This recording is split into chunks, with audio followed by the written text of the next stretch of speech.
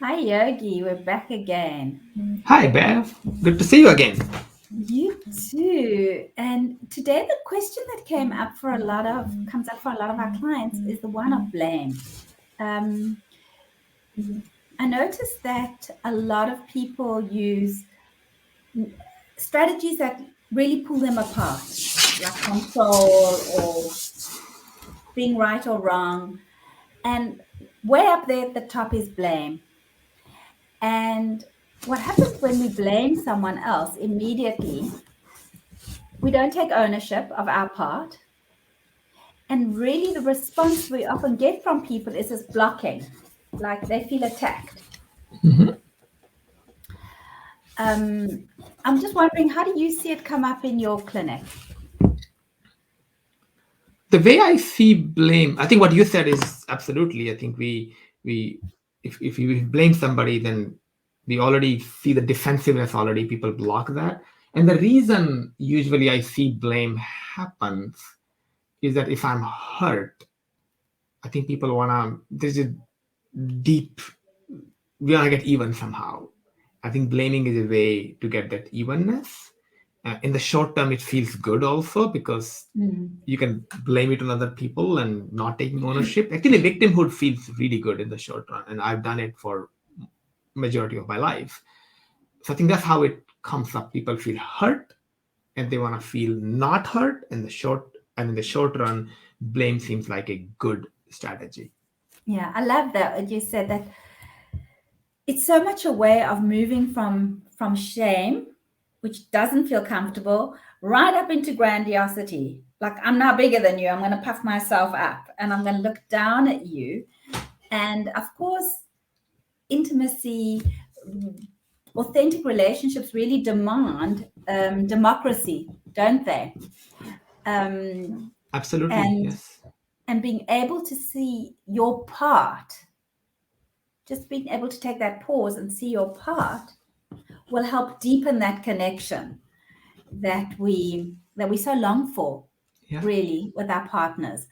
Um, if we can just pause and say, "Wow!" And the other piece that you spoke into was this retaliation, which is it comes from a much younger place in our lives, where I Hmm. want to hurt you. Hmm. I want to Hmm. hurt you so that if you feel as bad as I do, you might understand what I'm going through, and you're going to fall down on the ground and beg me. And it's not Like, even conscious retaliation. I mean, it sounds let very people know. bad, but a lot of times we just not even conscious of that. We just retaliate and we hurt without even thinking about it. And what you mentioned about your part and my part is actually super. um, I talk with my clients all the time about this. Is like any situation, we tend to reduce what is influencing the situation. We always think one or two causes that are causing the situation, but there are a lot of causes. And I think moving from blame to contribution, like, okay, so Mm, let's find who is contributing to the situation instead of who is to be blamed. Blame is one or two people, contribution can be right. 10 people contributing to it. And that contribution, it's also cognitively more complex to deal with contribution, because you can't Right. just blame. And I think there is always, whenever there's a situation between two people, both people have are contributing to that. I think that when I go into that situation, assuming that I am contributing also, and the other person is also contributing, but I get to focus on my part, and if they focus on their part, that actually is very empowering. Instead of me focusing on their part, blaming, and they focusing on my part, blaming, instead of that, I focus on my part, they focus on their part, and it can be very powerful experience. Right. That's beautiful. You've said so many things I'd like to relate to there. The last part about if I focus on my part and you focus on your part is very much what Byron Katie speaks into. There's your business, there's my business, and there's God's business or the universe's business. So for me right now, it's nighttime. For you, it's morning. Neither of us is arguing, oh, I wish it was morning, I wish it was morning. And you're not saying, I wish it was night, I wish it was night. You accept that this is what it is. So you leave the universe to its business, to do what it needs to do. But very often it's so painful for us to be in our business, but it's so much easier for me to be in your business. And you'll hear that when people talk about you should, you must. I think that means I'm not in my business and there's no one Yeah. taking care of my business. I'm in your business. I know better for you how you should be running your life. Yeah. Yeah. And actually, that makes me think when we think about my business and your business, if the blame is one part of it, but also can be blaming oneself because Mm-hmm. we, oh, I'm not good enough. That's also other part of blame. And both are what we're doing is we are comparing, we just don't know other people's life, what's their story, and we tend to judge their behavior, their action without knowing much about it. But instead of like there's a framework also where instead of blaming or doing that, we become curious. Like, oh, Mm-hmm. Bev said something and she got angry with me and I was upset by that. Like, oh, what made her actually becoming curious about what happened? And that can be Beautiful. super helpful instead of Wow. blaming. And I And think, then that also brings me to the other bit that you spoke into. It's so important sometimes for us to be right. I need to be right and I need to prove that you're wrong. That's also doing this to a relationship. It's not eye to eye. I'm here, you here, you need to learn your lesson. hmm, And that also separates us. That doesn't draw us closer together. And that's really what blame does. And you so beautifully put it. It's not just blame about the other. We could also be self blame, what goes on between our heads. yeah, yeah, We can be very harsh with ourselves. And as I said, being in that shame based place is very uncomfortable. And very quickly we want to move out and be more grandiose and one up and entitled because it yes, makes us feel so much yeah, better yeah, to be in the place of you did wrong and I did right.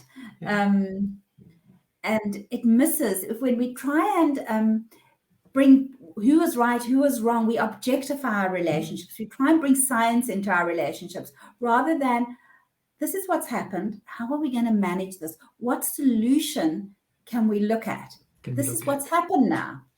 What can we do to manage it? Actually, I love how you got from, okay, this is happening. What do we do about it? So, should we talk a little bit about when I am in a blaming mode, what to do about Go, it? Because go that for can be it. very helpful. So, if I am about to blame Bev, for example, the first thing I think is very helpful is to just know or becoming aware that you're doing it, you're about to do it. Because awareness, without awareness, we don't even know we are doing it, we do it, and then sometimes minutes, hours, or sometimes days later or months later we, oh, I did that. So I think one thing is aware, oh, blame is coming up right now.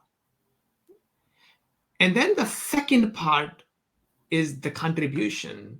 Like, okay, what I'm focusing on is what Bev did wrong, what the other person did wrong. But can I focus now on, oh, that is there, that I know that's true, but also, okay, what's the other side? What did Bev do right? What did I do wrong? What did I do right? Let's actually focus on all of them, contributions of that. And once we start to focus on all of those, then this intensity of blame kind of goes down it. Because, oh, I also did not respond when she was upset, or I also got upset. So I'm also to be not blamed, but I also contributed to the You have situation. a part to I have a play. part here. And Yeah. I think just becoming aware of that.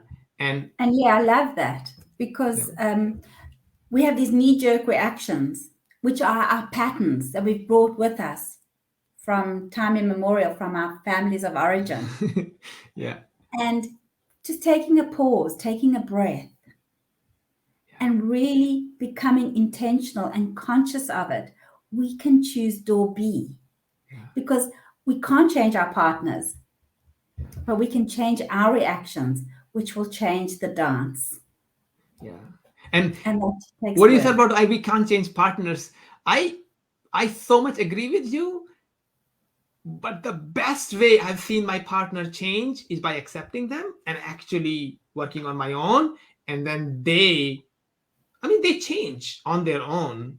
I don't control them, but they actually do change quite a bit. So they do change. It's just that if we control how we want them to change, that doesn't work very well.